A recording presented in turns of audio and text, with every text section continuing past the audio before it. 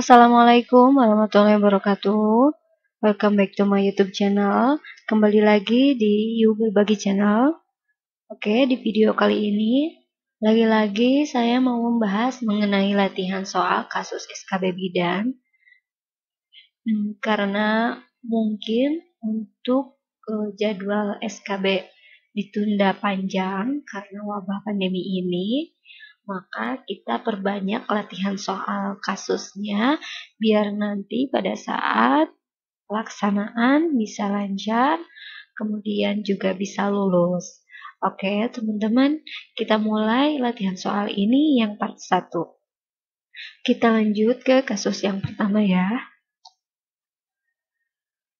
Nyonya P umur 25 tahun, G1P0A0, hamil 35 minggu, datang ke BPM untuk memeriksakan kehamilannya. Hasil anamnesis cemas menunggu persalinannya. Hasil pemeriksaan, tensi darah 110/80, nadi 80 kali per menit, suhu 36 derajat Celcius, pernapasan 20 kali per menit, TFU 32 cm, presentasi kepala, DJJ 140 kali per menit. Pendidikan kesehatan apakah yang tepat pada kasus tersebut? A. Adaptasi psikologi trimester 3. B. Teknik pernapasan. C. Tanda-tanda persalinan. D. Kebutuhan seksual. Atau E. Penerimaan diri. Oke teman-teman, kita lihat pembahasannya. Jadi jawabannya adalah A. Adaptasi psikologi trimester 3.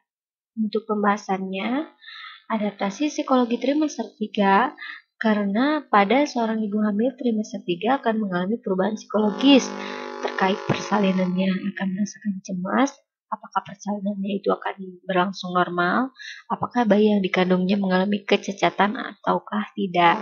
Jadi pada trimester 3 itu, ibu hamil itu banyak pemikiran yang dapat mengganggu psikologisnya dan juga dapat menurunkan ketidakpedean ibu pada persalinan trimester 3 ini.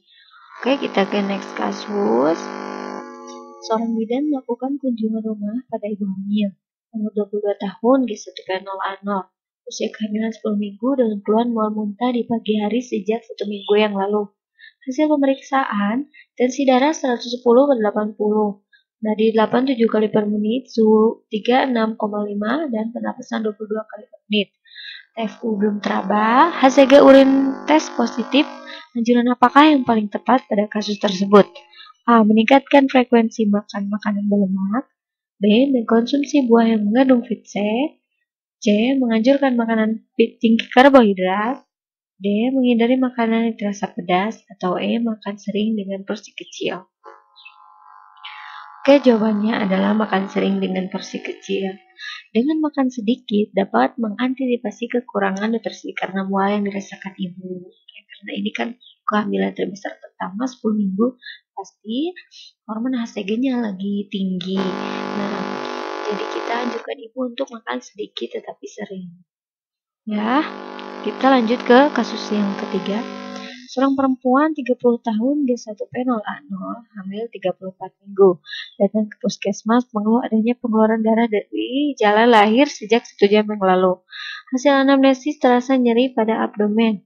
Gerakan janin dirasakan berkurang. Hasil pemeriksaan tensi darah 100/90, nadi 100 kali per menit.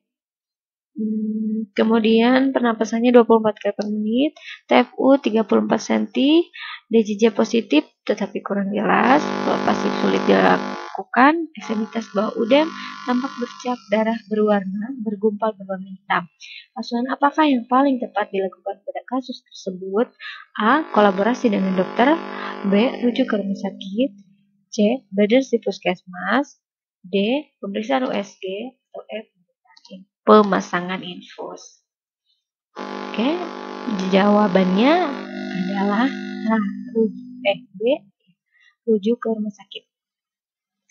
Nah, untuk penjelasannya, tanda-tanda seperti pada kasus nomor ini mengarah pada solusio plasenta, yaitu terlepasnya plasenta dari tempat implantasinya dengan tanda dan gejala. Di antaranya ada perdarahan dengan nyeri intermiten atau menetap, warna darah kehitaman dan cair, tapi mungkin ada bekuan jika solusi relatif baru.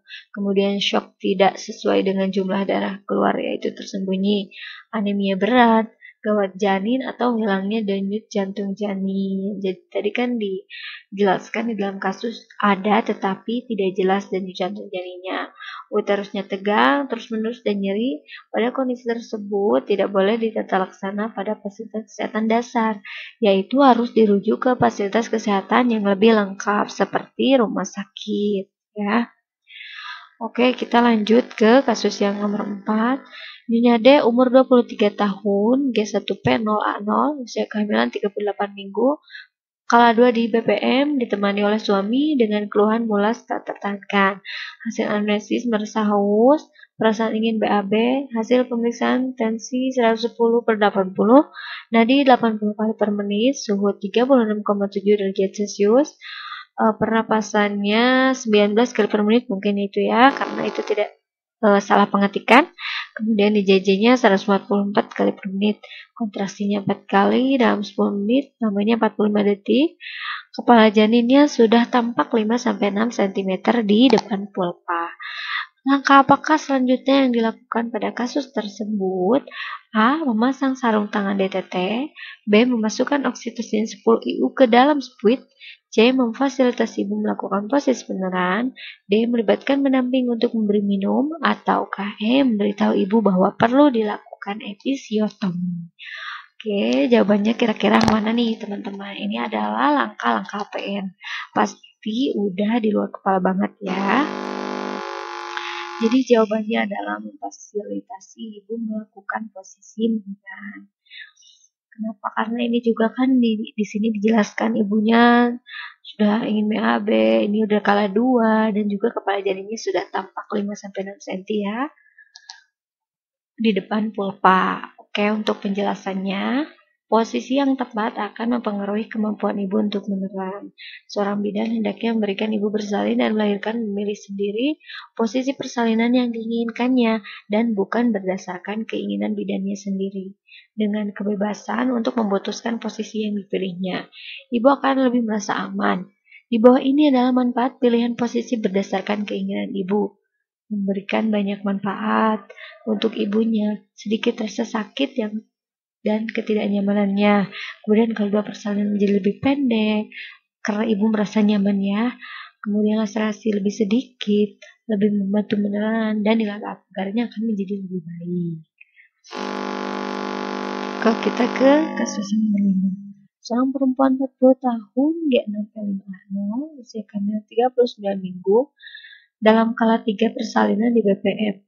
Riwayat kala 2 persalinan sangat cepat. Saat bayi diletakkan di abdomen, tampak darah keluar tiba-tiba dari pulpa. Hasil pemeriksaan tidak ada janin kedua. Kontraksi kuat. Tindakan apakah yang paling tepat dilakukan pada kasus tersebut? A. Memeriksa apakah ada bayi kedua. B. Suntik oksitosin 10 IU secara IM. C. Cepat mengeringkan bayi. D. Melahirkan plasenta. Atau E. Memotong tali pusat. Ya, teman-teman ini juga langkah-langkah 60 langkah APN ya. Jadi pasti kalian udah tahu jawabannya. Nah, jawabannya adalah suntik oksi 10 IU secara IM. Karena kan bayinya sudah diletakkan. Kalau memeriksa apakah ada bayi kedua, ini sudah dijelaskan juga di dalam kasus. Kemudian juga bayinya sudah diletakkan di dalam perut, otomatis sudah dikeringkan juga ya. Nah, jadi jawabannya adalah suntik oksi. Syarat menyuntikkan suntik oksi pada manajemen aktif kala 3 adalah setelah janin dilahirkan dan dipastikan tidak ada janin kedua. Oke, jelas ya? Oke, teman-teman, mungkin seperti itu. Hanya 5 soal dulu. Untuk yang part 1 nanti kita lanjutkan ke part yang kedua. Terima kasih yang udah nonton video ini. Jangan lupa subscribe dan like ya. Kemudian juga yang ada kesalahan, mungkin kalian lebih mengetahui atau ada kekeliruan dalam tampilan video ini, kalian bisa komen di bawah ya. Kalian boleh komen apa aja ya bila di sini terjadi kesalahan. Oke, thanks for watching. See you in the next video. Wassalamualaikum warahmatullahi wabarakatuh.